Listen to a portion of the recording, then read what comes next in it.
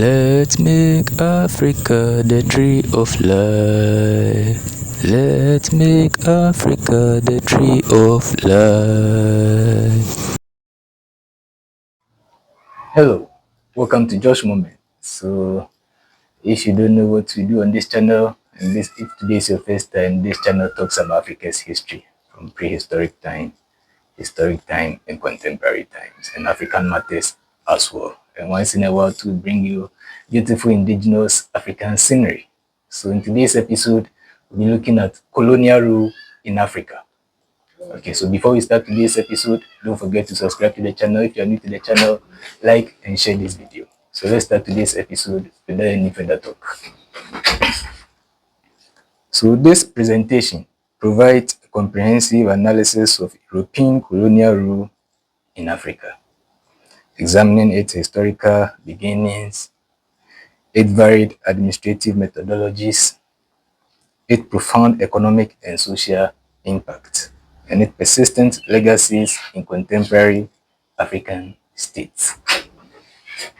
This analysis demonstrates that colonial rule was a system of foreign dominion characterized by political, economic, and social control, frequently underpinned by racialized violence.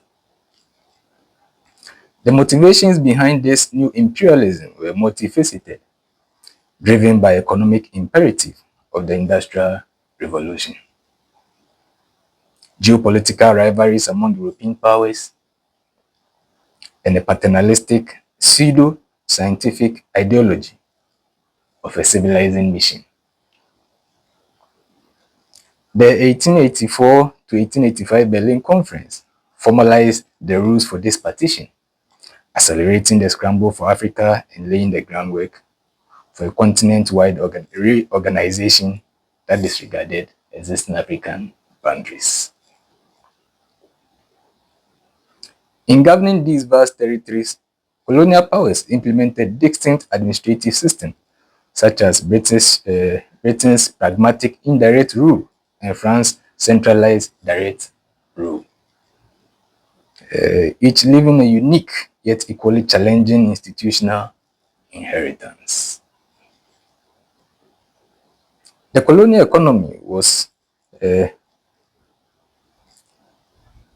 predicated on resources extraction, or was built on resource extraction and forced labor, transforming African societies into dependent entities focused on primary commodity production for European markets. This extractive model, while sometimes introducing infrastructure, ensured that economic gains were repatriated or were halted, leaving a legacy of underdevelopment and economic vulnerability on the African continent. African resistance was continuous and multifaceted, evolving from early armed rebellion to sophisticated nationalist movement and Pan-Africanist solidarity. World War II served as a critical catalyst, weakening European powers and emboldening African leaders who had been exposed to new ideas of self-sustainability. The legacies of this era are tangible and far-reaching. Arbitrary borders imposed by colonial powers continue to fuel ethnic conflict and political instability on the African continent even this day.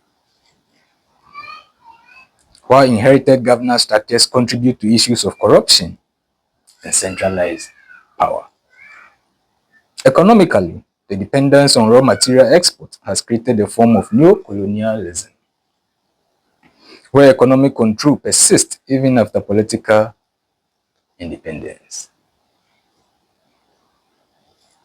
So this presentation concludes that understanding colonial rule is not merely a historical exercise, but it's essential for comprehending the complex political, economic, and social challenges facing the African continent today. So let's start with colonial rule. Let's define what colonial rule is and then how it evolved on the African continent. So colonial rule is precisely defined as the comprehensive political, economic, and social control of one territory and its people by a foreign power. This system of foreign domination is distinguished from earlier forms of contact, such as trade, by its direct imposition of foreign governance, often with specific intent to exploit resources and fundamentally reshape societal structures to serve the colonizers. Its core characteristics included the suppression of local autonomy and the establishment of rigid racial hierarchies that systematically discriminate against indigenous people. Sources from diverse academic disciplines, including environmental and health sciences, consistently affirm this definition, highlighting its disruptive and exploitative nature. Legal and philosophical analysis further underscore this by explaining that the concept of coloniality is founded on a belief of entitlement and superiority, which serves to legally subordinate the colonized population, thereby enabling systemic violence and discrimination across various social dimensions, including gender, race, and class. So one will ask, how the colonial rule started in Africa? So let's look at the factor that led to colonial rule in Africa, which we've spoken about in subsequent episodes, but we have to re-emphasize in this episode as well. So we are looking at the factor that led to colonial rule in Africa. So the rapid division of the African continent between approximately 1880 and 1914, widely known as the Scramble for Africa.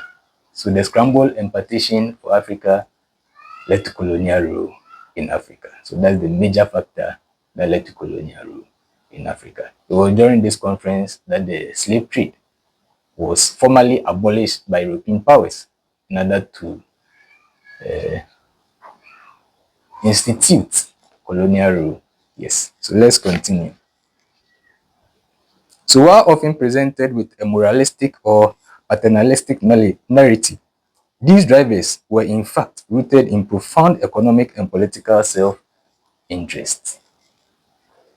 The Industrial Revolution, which had transformed Europe's economy, created an unprecedented demand for raw materials such as rubber, minerals, cotton, and ivory.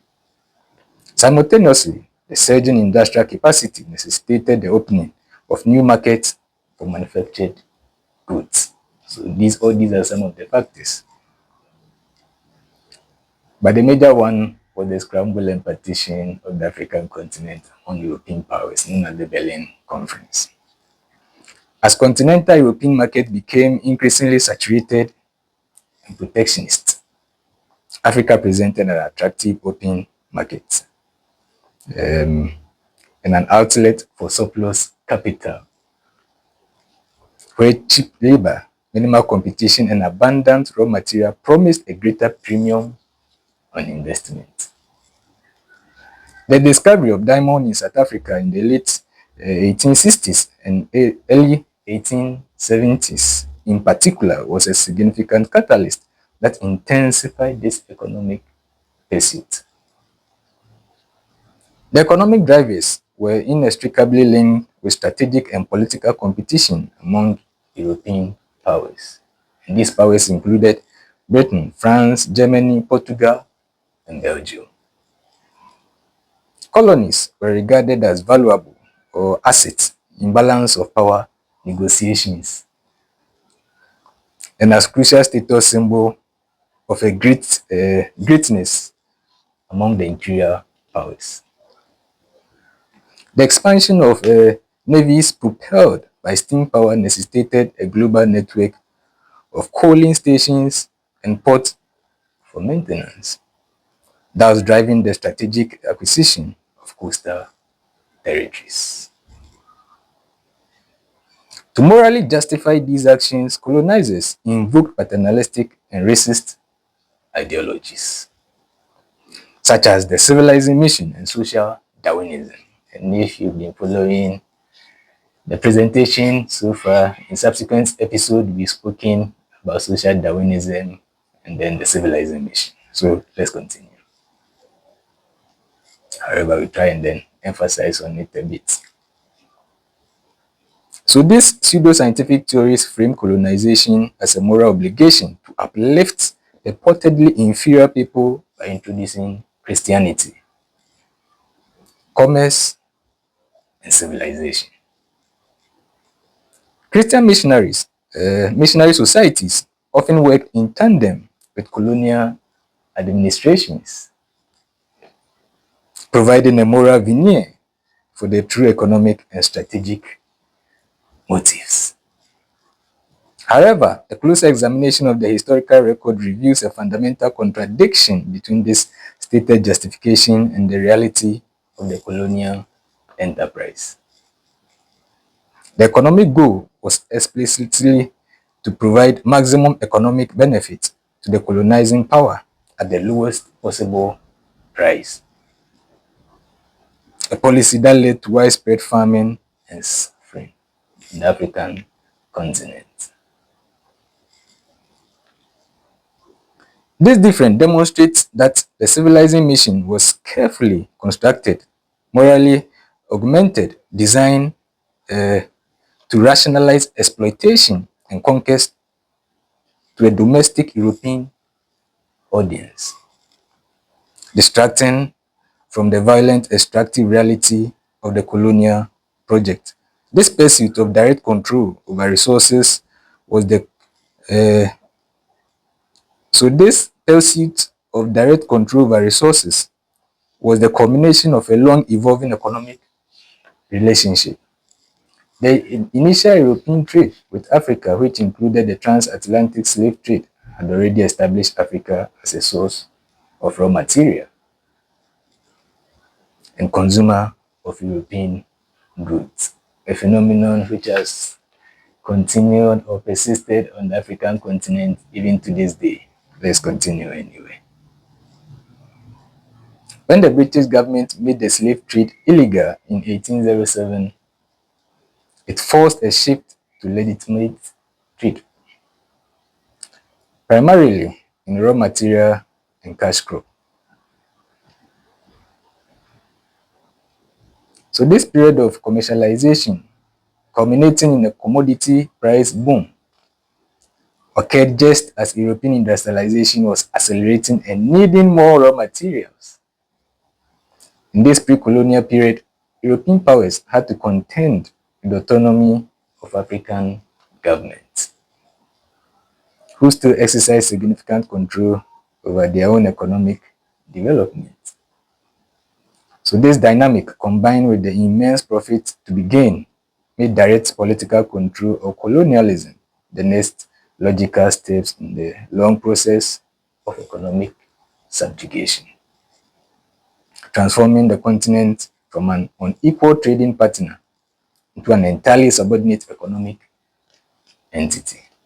So before colonial rule, the Europeans were trading with that in regards to the slave trade. But then when the slave trade was abolished, colonial rule didn't give any African the liberty like it did during the slave trade, where you could go and capture somebody and sell.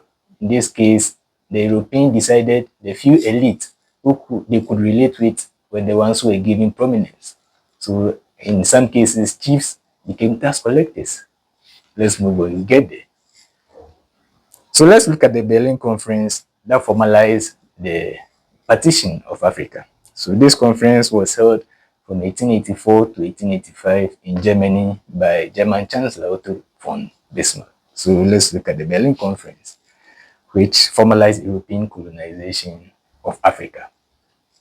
So the Berlin Conference, held from November 1884 to February 1885, was a pivotal meeting of 14 nations, including major European powers and the United States.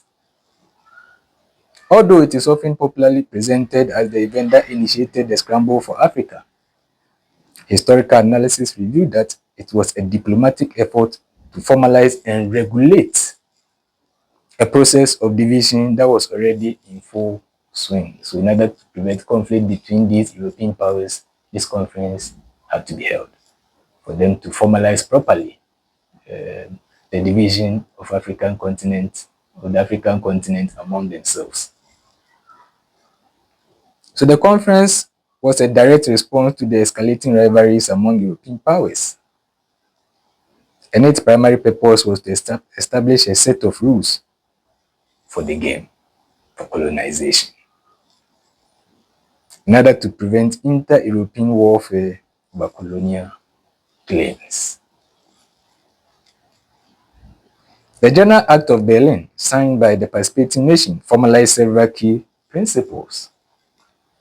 It declared Niger and Congo rivers as free for international navigation. More importantly, it introduced the principle of effective occupation, which required the power claiming new coastal territory to demonstrate effective political control over the area and officially notify other signatory states. The conference also granted King Leopold II of Belgium international recognition for his private claim over the vast Congo Free State. So like we said in subsequent episode, the Congo state became a personal property of King Leopold II of Belgium before later the Belgian government took over, considering the rampant or severe exploitation which led to death of millions of Congolese indigenes. Let's continue. So by creating a legal framework and a set of rules, most notably effective occupation, it removed a key source of ambiguity and reduced the risk of armed conflict among European powers. So it was all about interest of the European and without any regard to the African. Anyway, let's continue. This regulatory certainty did not slow down the scramble, it accelerated it by creating a race among European nations to claim and effectively occupy the remaining unclaimed territories of the African continent. The conference that transformed a chaotic process into a structured, albeit violent, land grab directly leading to rapid partitioning of nearly the entire African continent by 1914. So by 1914, almost the entire African continent had been brought under European control. The principal powers involved were Britain, France, Germany, Portugal, Spain, and Belgium. Britain established a dominant presence in West Africa, East and Southern Africa, including territories in Egypt and South Africa. Don't forget, South Africa is a country in Southern Africa. So France controlled vast territories in West Africa and part of North Africa, such as French West Africa and Nigeria. Portugal, one of the earliest colonial powers, held Angola and Mozambique. Territory that it held used as slave trade centers since the 15th centuries.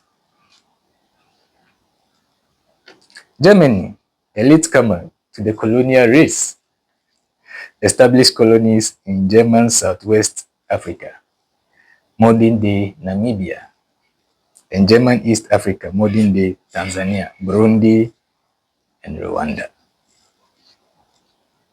In total, the continent was carved up into approximately 40 colonial territories, with only Liberia and Ethiopia managing to maintain their independence. And in subsequent episodes, if you look at how Ethiopia and Liberia were the only African countries that were exempted from colonial rule. Anyway, let's continue. So if you are yet to know, Ethiopian victory over Italian forces in the Battle of Adwa and then Liberia was created purposely for freed slaves or the slave that wanted to return to the African continent. Liberia was purposely created for these freed slaves. So let's continue. So let's look at some of the colonial administrative systems. And in this case, there was two colonial administrative systems, which was the direct and then indirect rule. And then these were between France and Britain. And then France was with the direct rule and then the British indirect rule. So let's look at the colonial administrative system, the direct and the indirect rule. So to govern the immense territory they had acquired, which is the European powers, European powers implemented different administrative systems, each with unique goals and consequences.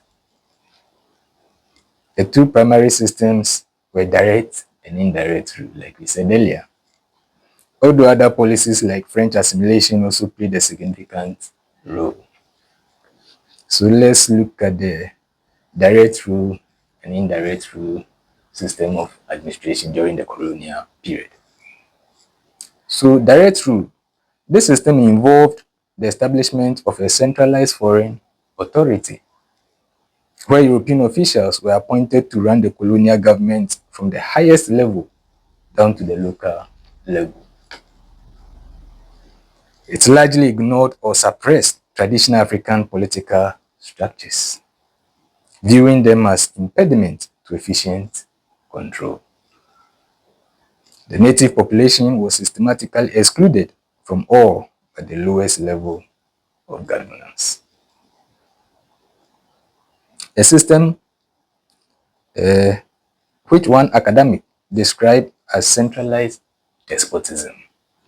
And to those of us who are yet to know what despotism or a despotic leader is, it's more or less an authoritarian or an autocratic leader, one who uses his power to the detriment of his subordinates.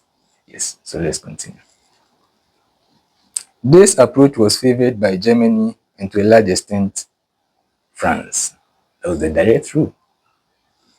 Now let's look at the indirect rule, which was championed by the British. So let's look at indirect rule. Pioneered and famously championed by Britain's Lord Lugard. This system relied on pre-existing African political structures and local elites to govern on behalf of colonial powers, or the colonial power, in this case Britain. Traditional rulers were incorporated into the colonial administration, given limited authorities. They were in charge before the colonial master, but then they were given limited authorities and the colonial master was the ultimate. Anyway, let's continue. Given limited authority and often received salary or protection in exchange for their cooperation.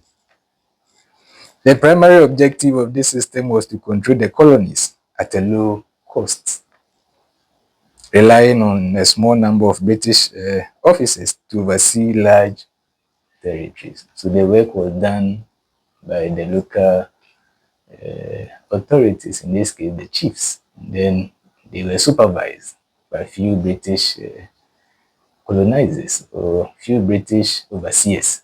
Anyway, let's continue. The primary objective of this system was to control the colonies at a low cost, like we said, rely on a small number of British officers to oversee large territories. The choice of administration system was not arbitrary, but was a response to existing African realities.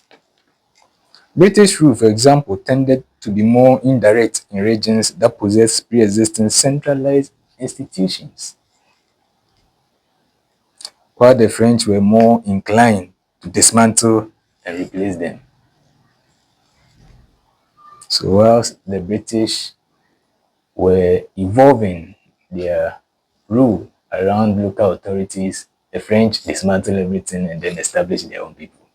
And let's continue. So this dynamic highlights that colonial powers were not simply imposing a uniform model onto a passive continent. Instead, they adapted their policies to the political landscape that they encountered. The British, in their pragmatic approach, found it more efficient to co-opt existing centralized power structures, as they did in northern Nigeria with the Sokoto Caliphate. This divergence in approach suggests that African societies, despite colonization, exerted a degree of influence on how they were governed. However, despite these divergent administrative philosophies, a deep look at their long-term consequences revealed a shared legacy of instability. The British system of indirect rule, while preserving some traditional institutions, ultimately subordinated them to colonial authority, weakening their legitimacy and creating a hybrid system of rule where power was not genuinely accountable to the people. This colonialism on the cheap also intensified ethnic division by formalizing rivalries between different groups and favoring some over others in the distribution of resource and power. The French system of direct rule, by contrast, replaced local structures entirely with a highly centralized and inflexible bureaucracy. Both approaches resulted in post-colonial inheritance of weak and unaccountable governance, widespread corruption, and internal divisions that continue to challenge state stability. The outcome demonstrates that regardless of the specific administrative philosophy, the fundamental goal of colonial control, rather than genuine nation building, ensured the legacy of systemic problems on the continent of Africa or on colonized territories. So let's look at some case studies of the direct rule, the indirect rule, and then the Free Congo state and how they operated. So let's look at case study of British indirect rule in Nigeria. So Lord Frederick Lugard, a key figure in British colonialism, developed the principle of indirect rule. So Lord Frederick Lugard was the one who developed the concept of indirect rule, which was formally outlined in his work, The Dual Mandate. This policy relied on co-opting traditional rulers and using them as agents of colonial state. While it was hailed as a more sensitive approach that respected local customs, its implementation had profound long-term consequences. In northern Nigeria, where a centralized feudal system already existed, Lugard found a suitable model for this system. Native authorities were used to collect taxes, maintain law and order, and provide labor for colonial projects. So these were the chiefs who were reduced to tax collectors. Anyway, let's continue. This subordination to colonial authority set limit to the cultural absolutism of existing monarchs and weakened their traditional legitimacy. The Nigerian judiciary was also restructured to be subservient to British law, with local customary laws subject to repugnancy or repugnancy tests. And selections were done as to which one of them were to be included in the British colonial laws. Anyway, let's continue. The political consequences of this system were far-reaching. It weakened the power of traditional rulers by making the authority subject to British governor. The amalgamation or the makeup of diverse ethnic groups into a single state for administrative efficiency, combined with a divide and rule policy that promoted regional disparities, divide and rule policy that created regional disparity, also created deep-seated political tension that persists in Africa to this day. A crucial consequence was that the colonial state was imagined and governed not as a nation state, but as a corporation. with a focus on administrative control and economic exploitation rather than national unity or social welfare. So let's look at the case study of French policy of assimilation and direct rule. So in contrast to British, the French favored the policy of assimilation, particularly in their West African territories. This policy was based on the idea that Africans could be transformed into French citizens by adopting French language, culture, and values. This was applied most notably in the four communes of Senegal, which were Saint Louis, Dakar, Gori, and Rafisque, where residents were granted French citizenship and the right to elect a representative to the French parliament. While the policy aimed to create a class of African elites who were culturally French, it largely failed to achieve its stated goals. Africans were strongly attached to their own cultural values and often resisted this cultural imperialism. Further, the French officials and settlers feared that granting true equality would undermine their political and economic domination, leading to discriminatory practices that denied most Africans their promised rights. The policy was eventually abandoned in favor of association, a system that was closer to indirect rule. So let's look at the case study of the Congo Free State. So the Congo Free State, under the absolute rule of Belgium's King Leopold II from 1885 to 1908. From 1885 to 1908, the Congo Free State was a personal property of King Leopold II of Belgium. This represents the most extreme example of purely extractive and violent colonialism. Recognized at the Berlin Conference as a free trade area and a buffer state, the territory was in reality a private enterprise for Leopold's personal profit. With his own private army, the Fourth Republic enforcing his will. The boom in demand for natural rubber in the 1890s led to the brutal system of forced labor. To maximize profit, all vacant land was nationalized and granted to private companies.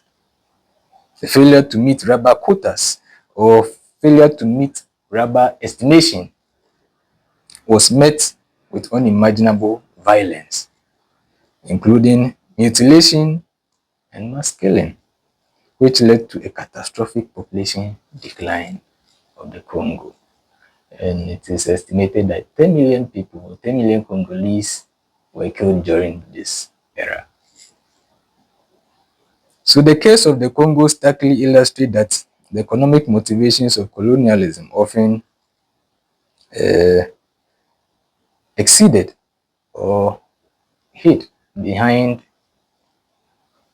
a civilizing mission.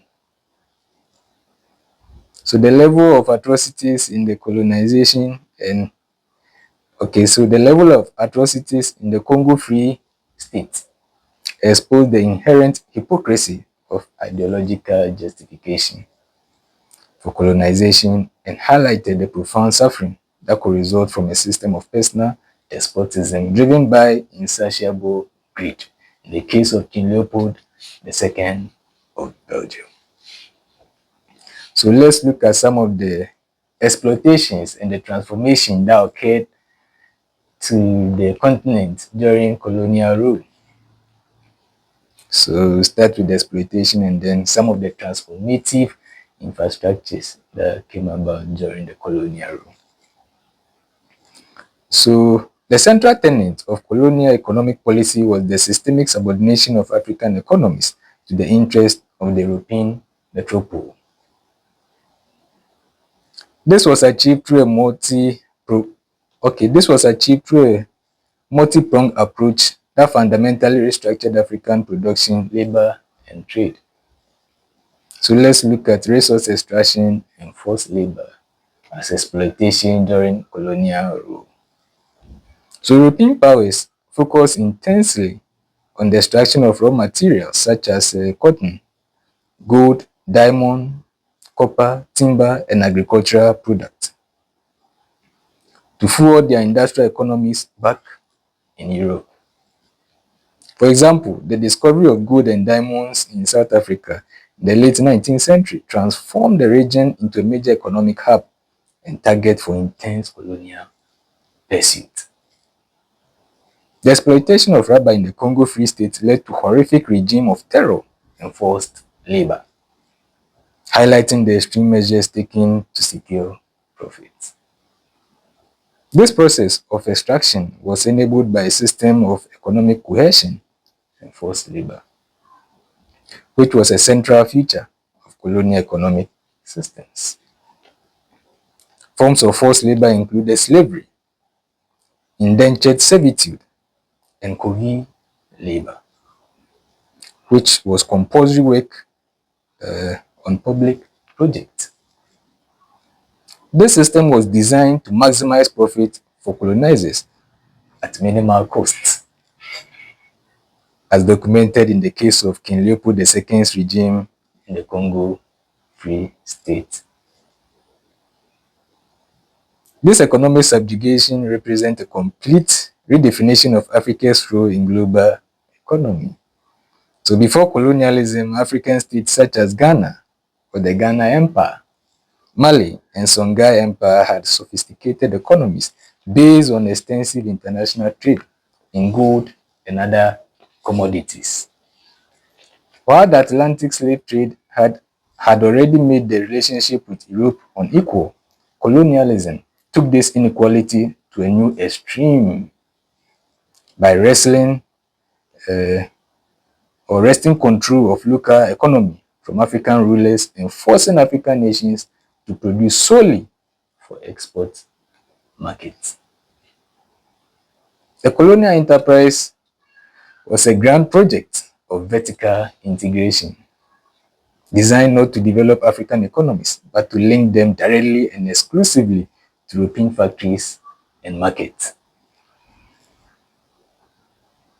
This created a system of permanent dependency where Africa was reduced to a passive source of raw materials and a consumer of goods, permanently stunning indigenous industrial and technological development. So let's look at agricultural shift and food insecurity as a form of exploitation during colonial rule. So colonial policies systematically shifted African agriculture away from traditional subsistence, farming and food production towards the cultivation of cash crops for export. So instead of growing what to eat, people were producing for colonial powers purposely for export, resulting in food shortages at the time. This monoculture approach, which prioritized products like cocoa, cotton, and coffee, severely disrupted traditional food systems and led to the neglect of domestic food production. And when you are not producing, what would then happen? Hunger and starvation. In many cases, this led to a decrease in dietary staples and an inadequacy of food reserves, contributing to chronic malnutrition and famine. The Great Famine in Kenya in 1899 to 1901, for instance, was directly linked to the colonial government's prioritization of export crops over food production. So let's look at taxation and economic coercion as a form of exploitation during colonial rule. So colonial authorities imposed various forms of taxation, such as hat and poll taxes on the African population. That's very interesting. These taxes, which were often payable in cash, were a powerful tool of economic coercion. After producing, extracting raw materials, the native indigenous African people were to pay taxes. Let's continue. The imposition forced Africans to abandon traditional subsistence activity and seek employment in colonial enterprise. This is where it all started. To earn the money needed to pay the taxes, thereby creating a ready supply of cheap labor for plantations and mines. This system effectively compelled Africans to participate in the colonial economy to the colonizers' terms, which, with policies designed to favor European-owned trading firms and protect the interests of the colonial masters. So let's look at some of the colonial infrastructure and economic development during this era. So while some historical accounts suggest that colonial rule brought benefits such as infrastructure development, including schools, hospitals, and railway, a deeper analysis reveals that these investments were not for the internal development of colonies or the benefit of the majority of the population. Rather, the primary purpose of colonial infrastructure such as railroads was to transport raw materials to the coast for export, not for internal enrichment or development of the colonies. The construction of this infrastructure was massive, costing the lives of many construction workers and consuming a significant portion of colonial budgets. Don't forget, it was an administration, so that's why they had the budget. So anyway, let's continue. Yet its purpose was to facilitate military domination and resource extraction from the hinterland. That was the railroad, the construction of the railroads. That was the main purpose.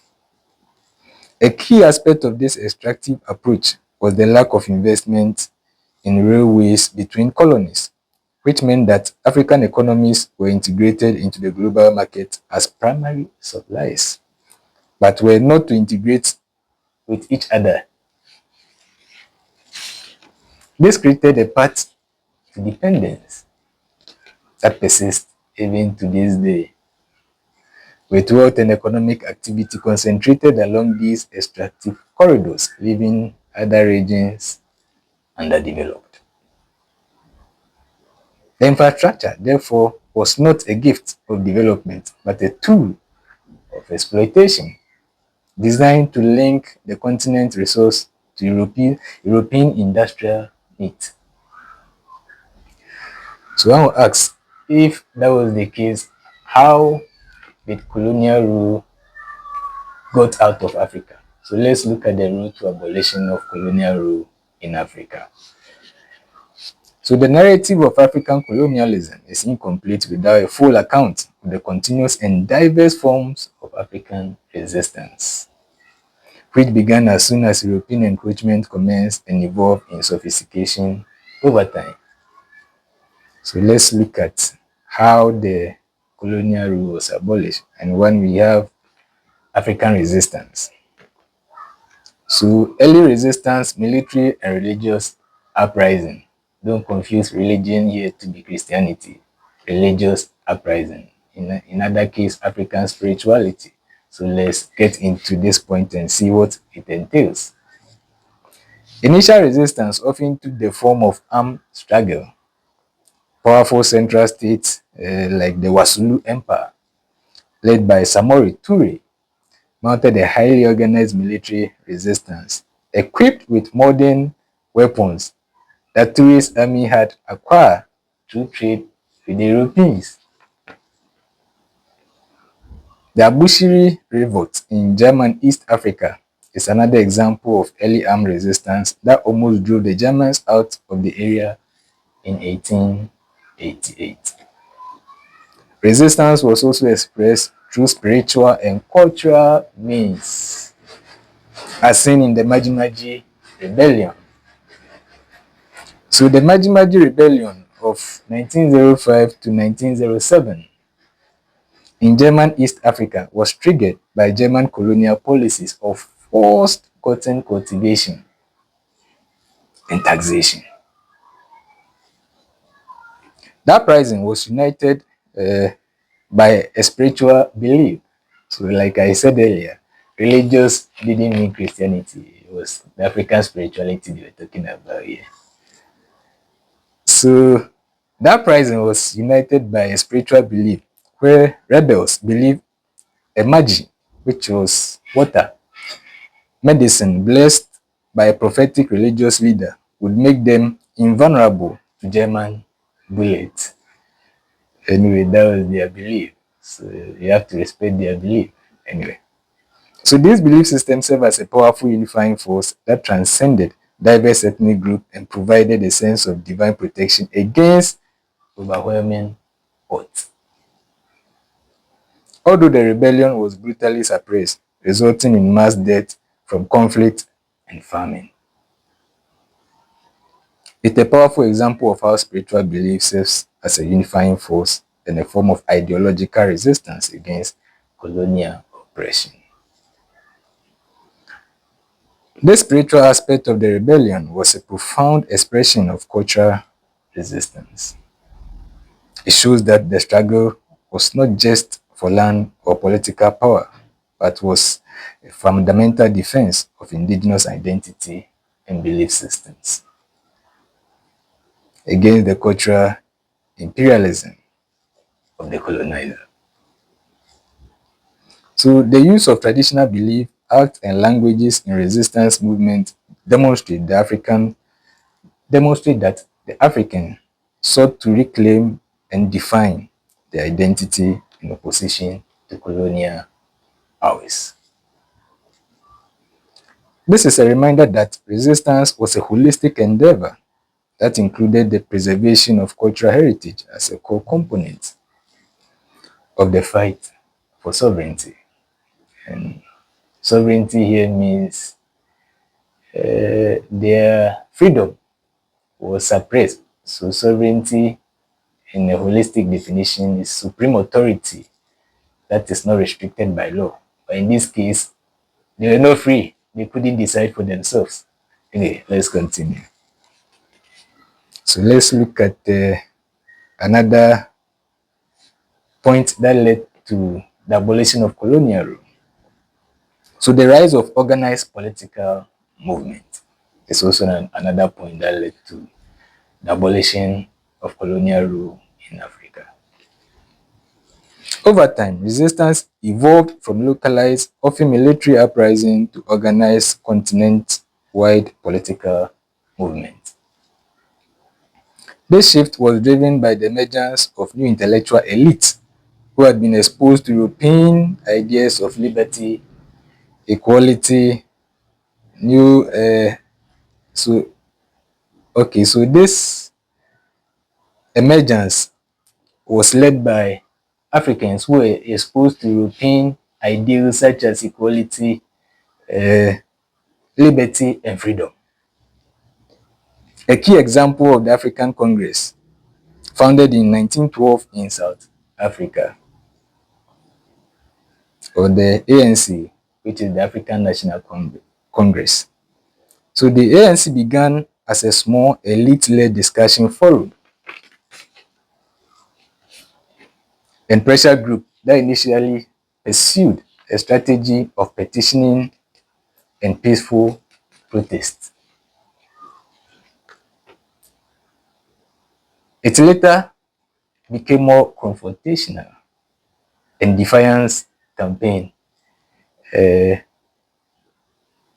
So it began as a peaceful protest and later became confrontational, which is the ANC, the African National Congress. So let's continue. And this happened somewhere in the 1950s, which involved large-scale nonviolent civil disobedience and was inspired by Mahatma Gandhi's concept of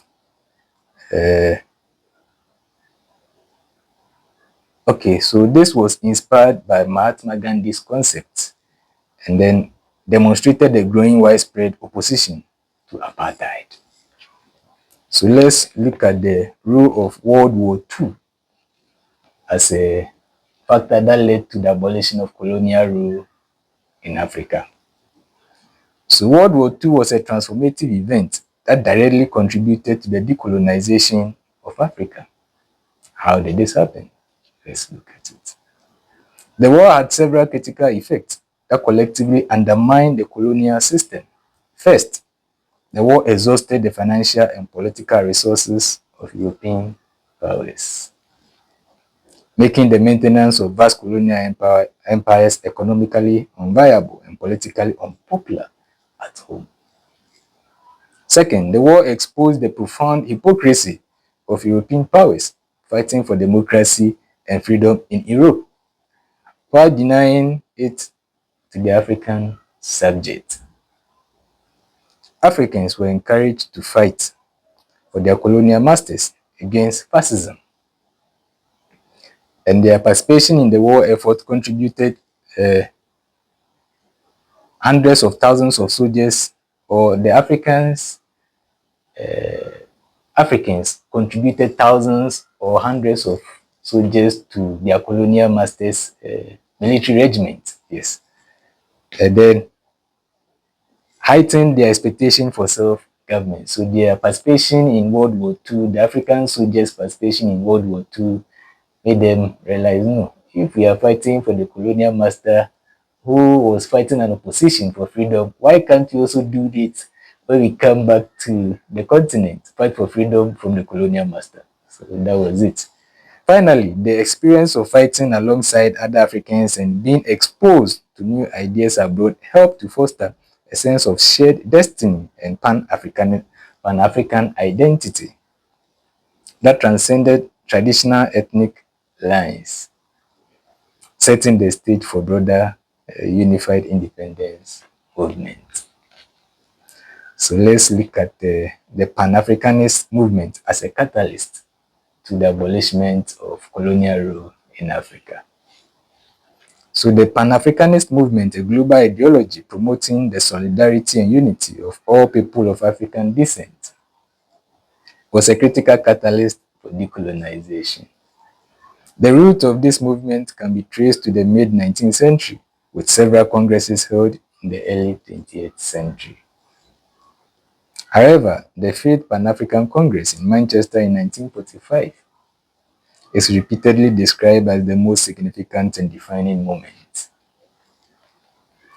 This was a crucial turning point because it marked a shift from the moderate affairs of previous Congresses, which had only called for educational and political reforms, to a direct and explicit demand for self-rule and independence.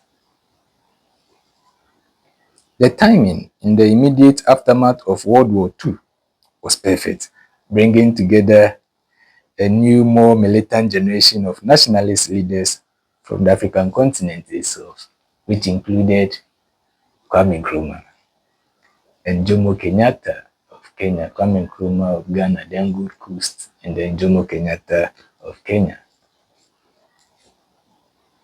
So Nkrumah in particular credited the conference as a turning point, stating, "We went from Manchester knowing definitely where we were going." So let me repeat that one again. Nkrumah in particular credited the conference as a turning point, stating, "We went from Manchester knowing definitely where we were going." This pivotal event synthesized the intellectual current of Pan-Africanism with the political realities of the post-colonial or post-World War II, directly inspiring the leaders who would go on to achieve independence for their nations within the next 2 decades. So having looked at the factors that led to the abolishment or the abolition of colonial rule, let's look at some of the legacies of colonial rule on the continent of Africa. So legacies of colonial rule. So the end of colonial rule did not erase its imprint on the continent. Its legacies continue to shape political, economic, and social life in modern-day Africa, constituting a heavy and enduring impact. So let's look at the enduring legacies of colonialism, like we said earlier. And one of them is the artificial borders and post-colonial conflict. So one of the most persistent and devastating legacies is the arbitrary nature of Africa's state borders, which were drawn by European power during the scramble for Africa with absolutely no regard for already existing geopolitical borders or ethnic realities. And so, okay. So the Rwandan genocide is a tragic example of a conflict significantly prompted by the effect of colonial rule and the thoughtless, borderliness it created.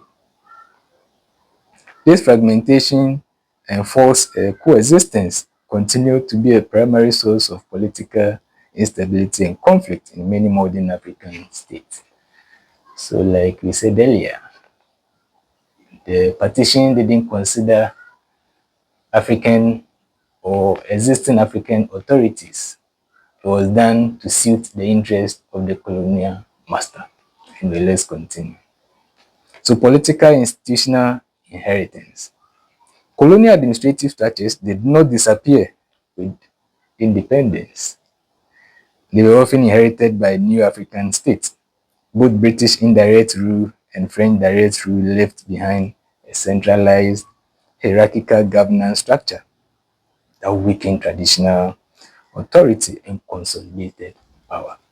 So even long after the Europeans had left, the traditional authorities virtually are not that powerful like they used to be before colonialism. This institutional inheritance has contributed to inefficiencies, bureaucratic bottlenecks, corruption, and a lack of responsiveness to local needs in post-independence era. The divide and rule tactics or divide and rule policies employed by the British continue to fuel ethnic tensions and favoritism in resource distribution, further destabilizing governance.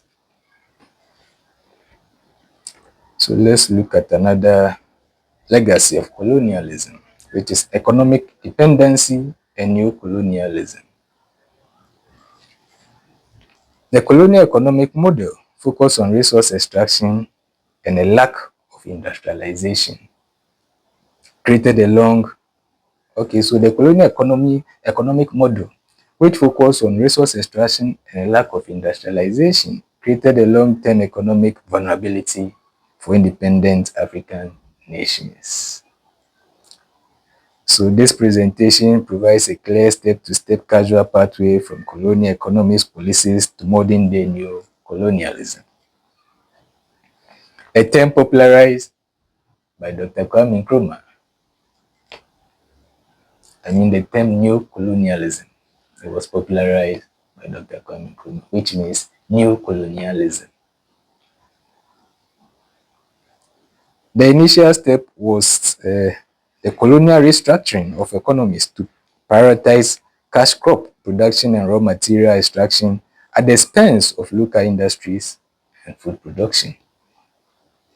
This process, uh, this process continued even to persist in this day. Farmers focus on producing cocoa mainly for export, and little regard is given to agriculture, and everything in post-colonial Africa is now being imported. Anyway, let's continue. So the legacy directly links historical exploitation to the contemporary economic challenges and power imbalance facing the continent. Anyway, so let's look at the cultural and social traumas of colonial rule. Colonialism had a devastating impact on traditional African cultures, leading to the suppression of languages, cultural practices, and values. And now it is more difficult to live as an African in Africa than to live as an African in Europe. You are deemed, how do I put it? Okay, it's more difficult to be an African on the African continent. Anyway, let's continue. So the imposition of European languages and customs led to the erosion of traditional practices and the creation of new elite class, educated class in European system. The psychological impact of racialized violence, exploitation, and cultural denigration created a multifaceted identity crisis. Come to Africa, people are marrying double. They will do the customary marriage, which is the official African marriage, and then they'll go and do the white wedding, the colonial master soon. And people are prioritizing more of the white wedding than even the customary marriage. After doing the customary marriage, you now have to go and do white wedding. Anyway, let's continue. All these are legacies of colonial rule.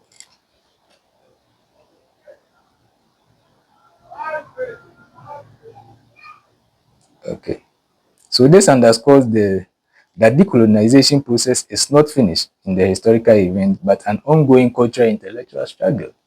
Even though we have independence, but then the scars of colonialism continue to persist even to this day. And people are not willing to change. Anyway, let's continue. The historian's work is to tell you what had happened. Yours is to make the informed decision based on what you hear. Let's continue. So in conclusion, colonial rule was a profound transformative and destructive force whose history is inextricably linked to present-day political, economic, and social landscape of Africa.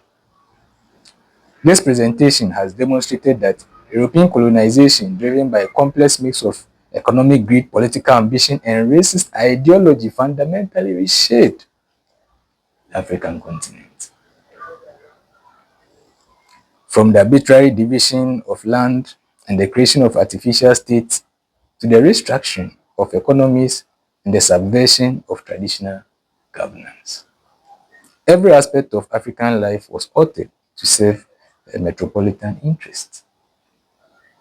While resistance was continuous and ultimately successful in achieving political independence, the legacies of this era remain deeply embedded in the lives of the African, even to this day.